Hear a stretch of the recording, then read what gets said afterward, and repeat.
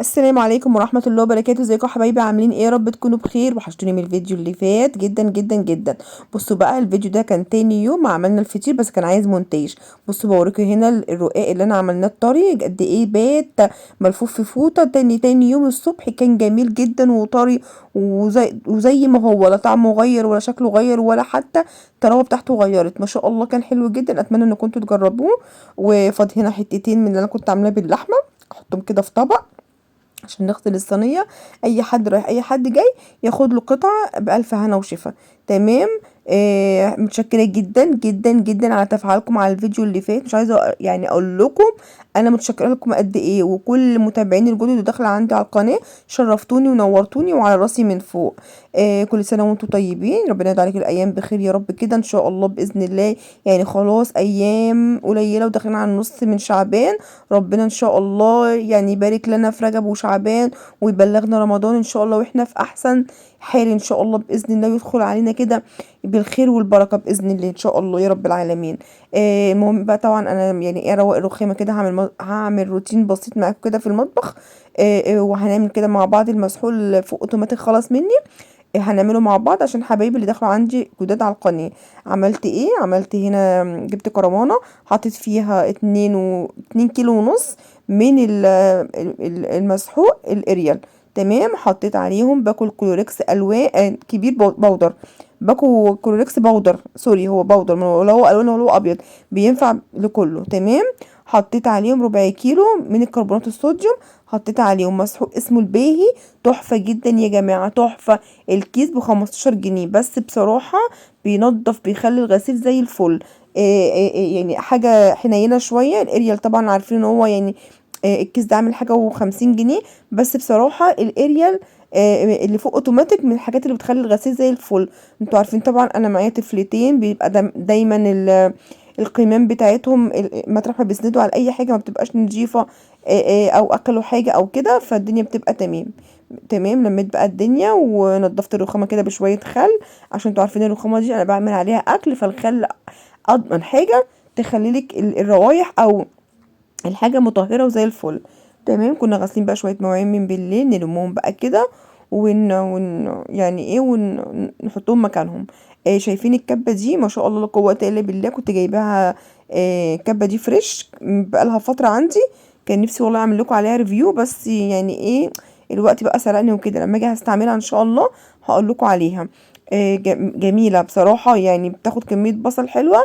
الكبيرة، انتوا عارفين ان الكبيرة عندي عشان انزلها عشان اعمل بصلة ولا كده بتبقى كبيرة قوي. فدي بصراحة حلوة جدا، حابة اكلمكم عليها مرة اجي اشغلها معاكم. تمام. المهم رصيت كده المواعين بقى، وقلت انا ايه انضف بقى المطبخ والرخام يعني، وانضف بقى المصفى اللي انا بصفي عليها دي، وغيرت الفوط. قلت اغسلهم على كوم الغسيل اللي عندي. انا يعني انا بمنتج لكم الفيديو ده النهارده، بس هو كان معايا بقى له كام يوم. عايزه اقول لكم بقى، في خلال الكام يوم دول انا كان عندي كميه غسيل يا جماعه مش طبيعيه. اللهم لك الحمد.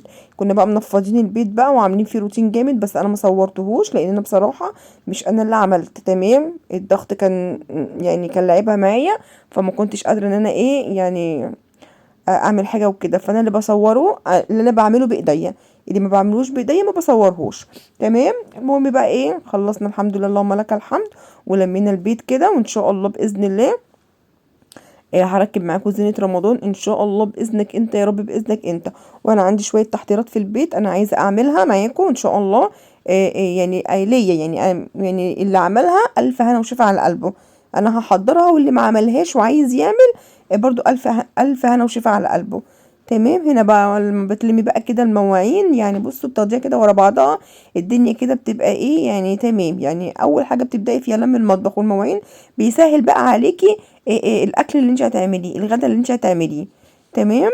لو وصلتوا بقى لحد هنا ما تنسوش بقى اللايك والشير والسبسكرايب للحياة احلى مع غدا عشان يوصلك مني كل جديد. يعني خلصنا بقى شوية المواعين كده، خدناهم كده ورا بعض كده. اخباركم عاملين ايه؟ اللانش بوكسات بقى يا جماعه، مش عايزه اقول لكم اللانش بوكسات دي.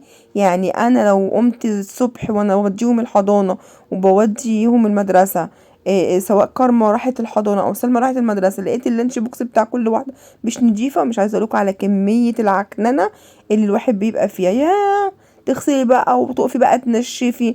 فاحسن حاجه ان انا ايه اول باول كده لما بيجوا من المدرسه او يجوا من الحضانه اخدها بقى ايه ان انا ايه اغسلها كده على طول واسيبها تتصفى، بحيث ان الحاجه تكون ايه جاهزه. والله يا جماعه بصوا عايزه اقول لكم الواحد لما بيكسل على الحاجه الحاجه بتكتر عليه، والحاجه بتبقى عليكي هتعمليها يعني سواء رضيتي ولا ما رضيتيش ده شغلك هتعمليه.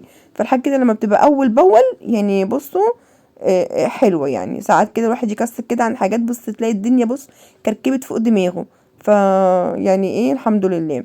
برضك الحاجات دي برضك المصفى دي من ضمن يعني اختراع بجد. المصفى دي بتحوش قد ايه بلاوي عن الصرف بتاع الحوض بصراحة. باخدها كده يعني لازم كده كل يوم ممكن ساعات الصبح وساعات ليل تتصفى كده وتتغسل كده بحتة سلكة بتبقى زي الفل عشان ما تعملش ايه ريحة. المهم هشطف دول بقى واخدهم برضك ايه من ضمن الحاجات اللي خدتها. المهم شغلت يعني الغسالة على فوط المطبخ كلها زي دورة كده بحبة المسحوق اللي انا كنت عاملاهم زي الفل. هنا بقى جبنا بقى هنحضر ايه، نحضر غدوة كده سهلة وبسيطة. جبت بصلاية عشان الغدوة والحاجات دي عشان السلطة. تمام هنعمل كده ان شاء الله كشري اسكندراني كده، وهنعمل جنبه كده شوية حاجات. مين بقى خلص حاجة رمضان ومين اللي ما خلصتي؟ بصوا بقى اللي يعني اللي قريب مني او اللي في يعني اللي في اسكندريه يعني. عايزه اقول لكم يا جماعه اللي حابب يجيب مكسرات وحاجات رمضان مش اعلان والله العظيم ولا حاجه، بس بجد حاجته حلوه ورخيصه. حاجته يعني جميله ان شاء الله. هقولكوا على الحاجات اللي انا جبتها منه. الجمل، سعد الجمل اللي في المنظره، وفي منه في 45 قرب البحر كده في وش الصعيدي، حلواني مصر الصعيدي او حلواني الصعيدي، مش عارفه مصر الصعيدي ولا الصعيدي بس مش عارفه. بس هو في 45 قرب البحر كده. حاجتهم يا جماعه حلوه جدا وحاجتهم رخيصه، حاجتهم طازه، مش من السنه اللي فاتت ولا حاجه. لا الحاجه بجد هم شغالين ما شاء الله لا قوه الا بالله طول السنه. فالحاجه عندهم بجد جميله واسعارها حلوه. وزي ما انا قلت لكم يعني ايه اللي محتاجينه بس، اللي مش محتاجينه ما نجيبهوش.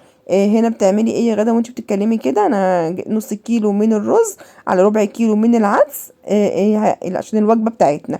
تمام والحمد لله اللهم لك الحمد. هنسلق بيض ايه ده يعني يعني بصوا مجبر اخاك لا بطل. يعني مش هناكل بس زي ما انا قلت لكم يعني ايه الحاجه اللي كنا بنكتر فيها لا بنجيب على القد يعني فاهمين. الاول كنت بتجيبي مثلا بالكرتونه بالكرتونتين بيض بتخليهم في البيت استعمال اي حاجه كيكه بتاع. دلوقتي البيت بنجيبه عند احتياجاتنا بس يعني ببعت نجيب البيت بالعدد. اللهم لك الحمد. يعني مش عارفين يعني نحاسب ده على مين ولا يعني ناشد مين ولا نقول لمين. بس احنا اللهم لك الحمد احسن من غيرنا كتير. ربنا يا رب يرزقكم برزق اولادكم ان شاء الله كده ويبارك لنا يعني في حياتنا ويبارك لنا في حاجتنا. وان شاء الله باذن الله الايام اللي جايه تبقى احسن. تمام ان شاء الله رمضان كده يخش على كل المسلمين يا رب كده يعني بالخير واليمن والبركات. طبعا انا جبت البيت عشان بلدي فقبل ما بعمله بصراحه بغسله. تمام غسلته كده وغسلت ايدي طبعا ما اقدرش امسك حاجه غير لما اغسل ايدي عشان مطرح البيت. جيت بقى هنا على البوتاجاز هعمل بقى ان شاء الله الكشري معاكم سهل وبسيط. انا زي ما قلت لكم قبل كده انا في المطبخ ماليش كتالوج. كل مره تلاقوني اعمل الاكله بطريقه شكل ازاي والله ما عارفه. حتى عندي بنتي الكبيره لما حد ياكل حاجه عندي ويقول لي وصفها لي بنتي بتبص لي عارفه انا عارفه يا ماما مش عارفه يا ماما انك انتي ما مش هتعرفي توصفي. او مثلا عارفه ان انا ماليش مقادير او عارفه ان انا ماليش وصفه. الاكل ده سبحان الله كده ده يعني بصوا كل واحد فينا شاطر في حاجه ربنا مديله. هو في يعني هو ما شاء الله عليه يعني ممتاز في حاجه. انا الاكل بالنسبه لي هوايه. يعني مش هقول لكم بقى ان انا شاطره وان انا شيف وان انا بس هو هوايتي. انا بحبه انا بحب اعمل اكل جدا جدا. يعني بصوا ممكن ما اكونش ان انا من الشخصيات الاكيله. يعني انا عايزه اقول لكم ان انا بشبع والله العظيم من بق ميه. بس انا بحب اعمل الاكل. المهم ان انا جبت بصلايه حطيت عليها فصين توم صفرتهم كويس جدا وحطيت عليهم بعد كده العدس والرز اللي انا غسلته. نزلت عليهم بملح وفلفل ورشه من الكمون ورشه من الكركم. بيديله لون كده حلو يعني لون اصفر كده حلو. تمام والناحيه التانية سلقت البيض حطيت ملح وخل. طب ليه يا غدا حطيتي خل؟ عشان لو في بيضه يعني مكسوره سيكه وانا ما خدتش بالي منها الخل يقفل لها المسام بتاعتها ما يخليهاش تطلع في الميه ونغسل البيضه ب4.5. هو رخص شويه هو كان ب5 جنيه الايام اللي فاتت بس انا جايباه امانه الله المره دي ب4.5. تمام فخلاص كده بقى انا حطيت بقى ميه مظبوطه. انا قلت لكم قبل كده ميه الكشري الاسكندراني ملكوش علاقه بعيار الرز، خليكم في سوري، ملكيش علاقه بعيار الرز والعدس، خليكي في عيار الرز بس. عايري كميه الرز اللي انت حطيتيها، يعني لو انت حطيتي كوبايتين رز وكوبايه عدس يبقى تحطي معيار الرز بس، عشان هو اصلا العدس بيتهري من اقل حاجه. تمام. حبيت بقى هنا كده احمر شويه بطاطس واحمر فلفل مقلي، فاحط زيت جديد. لا والله خدت من زيت البطاطس هقلي الفلفل. توفير توفير، لازم طول ما انت واقفه كده في المطبخ تشغلي كده ايه دماغك، شغلي دماغك. تمام. ان شاء الله باذن الله. انا لسه ما سيحتش الزبده بتاعتي. طب جبتي زبده منين يا غدا؟ عشان بس لو ما لحقتوش يا جماعه زي كده تلحقوا تجيبوا من، جبت زبده المصريين. يعني انا بجيبها بصراحه بقالي مرتين وعملتها معاكم قبل كده. بصراحه ما شاء الله لا قوه الا بالله. المصريين دي زبده مكانها فين؟ في الشرقيه، بس انا بتواصل معاهم على الفيسبوك، وبصراحه ما شاء الله لا قوه الا بالله بيجيبوا لي لحد باب البيت. حلوه جدا. الزبده الصفرا يا جماعه عامله 110، وكانت الزبده البيضاء عندهم عامله 115. انا عرفت ان هما بعد اخر اوردر جايلي بالتمن ده. بعد كده سمحت ان الزبده الصفرا ب110 زي ما هي، بس الزبده اللي هي البيضاء ب140. تمام. فاللهم لك الحمد. انا جيت هنا بقى اعمل كده ايه بعد ما قريت الفلفل، قطعت كده شويه طماطم وقريت فلفل يعني، وهعمل بقى كده طماطم مخلله كده جنب الكشري كده، والبطاطس المحمره شويه البيض حلوه جدا. حطيت بقى كمون، وحطيت توم، حطيت ملح وكمون وشويه من الكزبره، وحطيت ليمون وخل وربع كوبايه ميه، وحطيت نعناع. طب ليه حطيتي نعناع يا غدا؟ عشان التوم ما يعملش ريحه. تاكلي بقى مهما تاكلي النعناع والبقدونس في التوم يا جماعه ما لهمش حل، مش بيخلولك ريحه خالص. هنا قلت اعمل بقى شويه سلطه. عملت بقى كده ايه جزرايه على خياريه كده على طماطميه على شويه كابوتشا حلوين. تمام.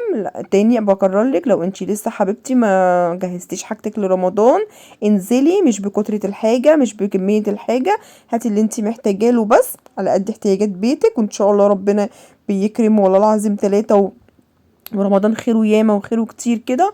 وزي ما قلت لكم قبل كده يا جماعه، اللي كان بيعمل حاجه ما يقطعهاش، يعملها على قد ظروفه. اللي كان بيطلع 3 4 اكياس يطلع كيسين بس، المهم ان هو يطلع يفرح الناس، عشان يعني الدعوه الحلوه منهم. بصوا مش عايزه اقول لكم، ربنا يا رب يجبر بخاطركم زي ما هتجبروا بخاطر اي حد.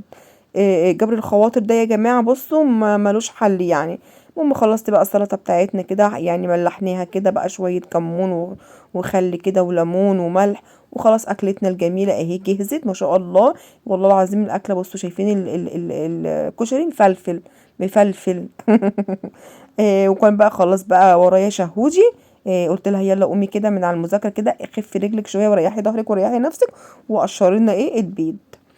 خلاص كده بصي شهودي بقى قشرت البيض، احط عليه رشه كده من البابريكا وملح وكمون، واقلبه كده مع بعضه، وابتدي بقى ان انا ارصه على البيض، واديهم بقى اطباق، كل واحد بقى ياخد الكميه اللي هو عايزها بالبيضه بتاعته.